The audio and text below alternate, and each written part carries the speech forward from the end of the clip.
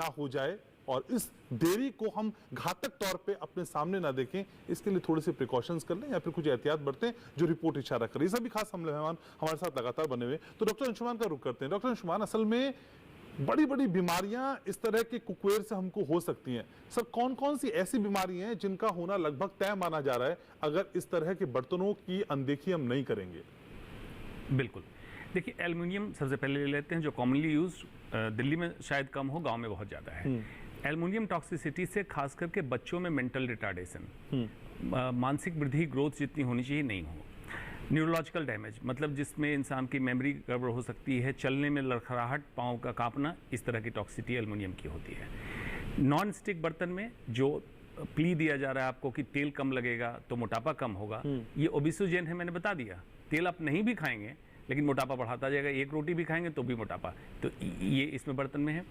Thyroid की problem, आज महिलाओं में थायराइड की समस्या कितनी कॉमन हो गई। महिलाओं में इसलिए कि महिलाएं ज़्यादा प्रोन होती है थायराइड डिजीज के लिए, लेकिन अब इसके साथ प्लास्टिक भी है कि प्लास्टिक की बोतलें, प्लास्टिक का हर जगह इस्तेमाल। तो अगर नॉन स्टिक बर्तन की बात करें तो साथ में प्लास्टिक को भी अपनी लाइफ में देखें, कहाँ कहाँ प्लास्टिक से आप घिरे हैं उसको भी हटाएं लाइफ से। कॉपर, बड़ा फैशन और ट्रेंडिंग आ गया कि कॉपर के बोतल में पानी रखना और 2-2, 3-3 दिन तक पानी रख के तब पियो।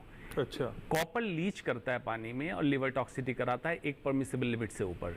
तो कॉपर की बोतल का इस्तेमाल करें, लेकिन स्टोरेज के लिए नहीं, आप कैरी करने के लिए इस्तेमाल करें। उसके बियॉन्ड अगर लीच करेगा तो कॉपर का लिवर टॉक्सिसिटी। आइडियल टाइम क्या हो सकता है सर, क्योंकि कॉपर के बर्तनों में पानी पीने का रिवाज हर घर में लगभग? बिल्कुल, नॉट मोर देन 8 आवर्स कहा जाता है। 8 आवर्स के बाद स्टैग्नेंट अगर वाटर होगा तो कॉपर का अमाउंट उसमें काफ़ी जमा हो जाता है, इसलिए स्टोरेज के लिए नहीं रिकमेंड किया गया है।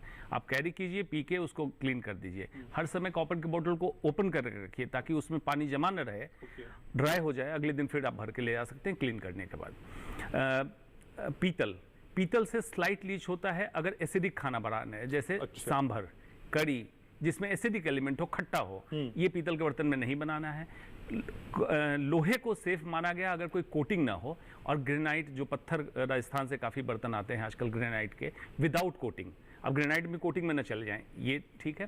अब आ जाइए क्ले, मतलब मिट्टी के बर्तन।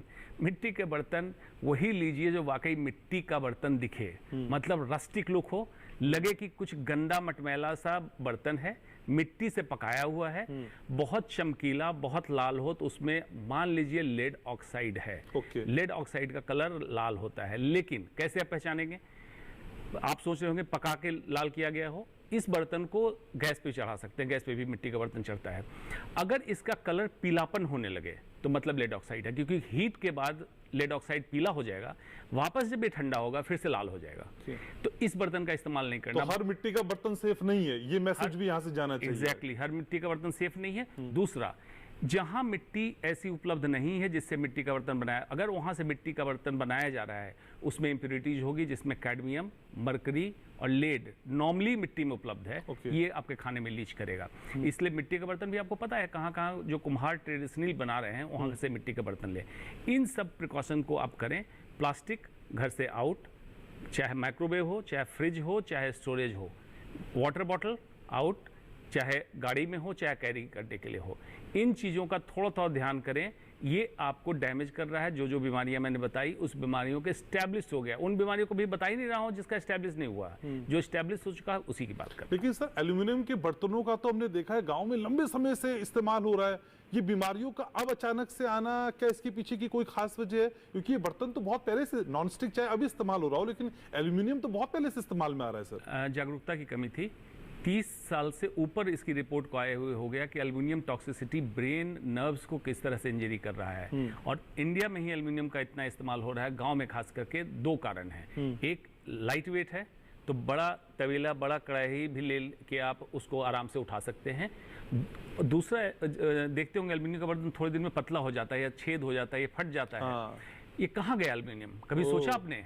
आपके खाने में एल्युमिनियम हाइड्रोक्साइड मिलके आपके शरीर के अंदर चला गया और बच्चों में खास करके काफ़ी डैमेज करता है। ये ऑलरेडी रिपोर्ट में था, जागरूकता नहीं थी। जागरूकता हुई तो एल्युमिनियम भी इसमें पीस रहा है, लेकिन एल्युमिनियम बहुत दिनों से टॉक्सिक है, ये पता है लोगों को। ठीक है, तो डॉक्टर सचिता, असल में जिस रिपोर्ट की हम बात कर रहे हैं वो कहती है कि